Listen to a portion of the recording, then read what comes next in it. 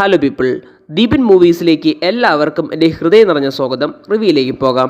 2025 ഫെബ്രുവരി 6 മഗി തിരുമനി സംവിധാനം ചെയ്ത് തിയേറ്ററിൽ പുറത്തിറങ്ങിയ അജിത് കുമാർ നായകനായ ചിത്രമായിരുന്നു വിടാമുയർച്ചി.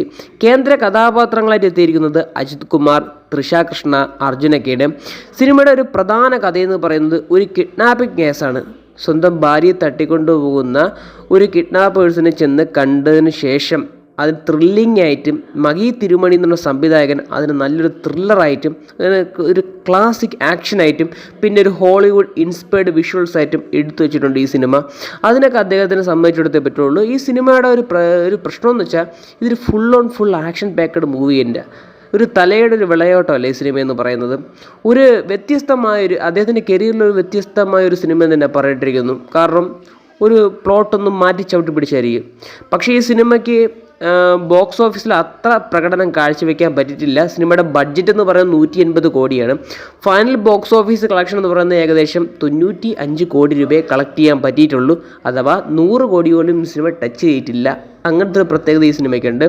പക്ഷേ ഈ സിനിമയുടെ പെർഫോമൻസ്, എല്ലാവരുടെ ആക്ടേഴ്സിൻ്റെ പെർഫോമൻസ് നോക്കണമെങ്കിൽ അർജുൻ നല്ല ഗെറ്റപ്പുമായിരുന്നു. അദ്ദേഹത്തിൻ്റെ ചെയ്യാൻ പറ്റിയ ഒരു റോള് തന്നെയാണ് കിട്ടിയിട്ടുള്ളത്. പിന്നെ അജിത് കുമാറിൻ്റെ പെർഫോമൻസ് അടിപൊളി വന്നിട്ടുണ്ട്. പിന്നെ ഇതിലെ സ്റ്റണ്ട് സീക്വൻസ് എടുത്ത് പറയേണ്ട കാര്യങ്ങളാണ്. ചിലതൊക്കെ നല്ല റിയലായിട്ടാണ് ചെയ്തു വെച്ചിട്ടുള്ളത്. അതിനൊക്കെ നല്ല ഹാർഡ് വർക്ക് അദ്ദേഹം ചെയ്തു വെച്ചിട്ടുണ്ട്. അപ്പോൾ അതൊക്കെ കണ്ടപ്പം ചില സീക്വൻസൊക്കെ കിട്ടിലൊരു ഇതിലുണ്ട്. പിന്നെ ആക്ഷൻസ് എന്ന് പറയുന്നത് അടിച്ചാൽ പറന്നു പോണ ആക്ഷൻസ് ഒന്നല്ല, നല്ല സ്റ്റാൻഡ് അലോൺ ഫൈറ്റ് സീക്വൻസാണ് ഉള്ളത്. ചില സമയത്ത് വൺ ഷോട്ട് ഉണ്ട്, ചില സമയത്ത് അത് ഇടയ്ക്കിടയ്ക്കേ ഉള്ളൂ. പക്ഷേ എല്ലാം കൂടെ ഈ സിനിമ ഓവറോൾ എടുത്ത് നോക്കിക്കഴിഞ്ഞാൽ എനിക്കൊരു ആവറേജ് എന്നാണ് എനിക്ക് തോന്നിയിട്ടുള്ളത്.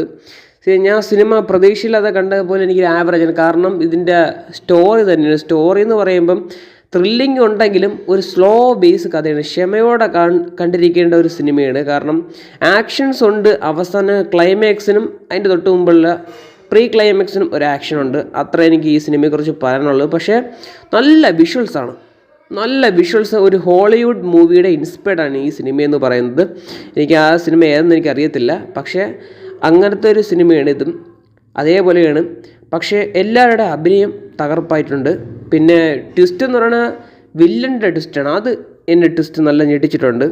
അത് കിടിലൻ ട്വിസ്റ്റായിരുന്നു. അത് നിങ്ങൾക്ക് സിനിമ കാണുമ്പം നിങ്ങൾക്ക് അറിയാൻ പറ്റും. അപ്പം വിടാമുയർച്ചി എന്ന് പറഞ്ഞ സിനിമ നിങ്ങൾ എത്ര പേരെ കണ്ടിട്ടുണ്ടെന്ന് കമന്റ് ബോക്സിൽ രേഖപ്പെടുത്തുക. നിങ്ങളുടെ അഭിപ്രായം കമന്റ് ബോക്സിൽ രേഖപ്പെടുത്തുക. നിങ്ങൾക്ക് ഇഷ്ടപ്പെട്ടില്ലേത്.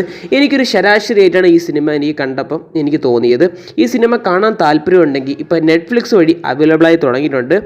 അപ്പം അവിടെ ചെന്ന് കാണാൻ ശ്രമിക്കുക. വീഡിയോ ഇഷ്ടപ്പെട്ട് കഴിഞ്ഞാൽ ലൈക്ക് ചെയ്യുക, ഷെയർ ചെയ്യുക, സബ്സ്ക്രൈബ് ചെയ്യുക. വീഡിയോ കണ്ടതിന് വളരെയധികം നന്ദിയുണ്ട്.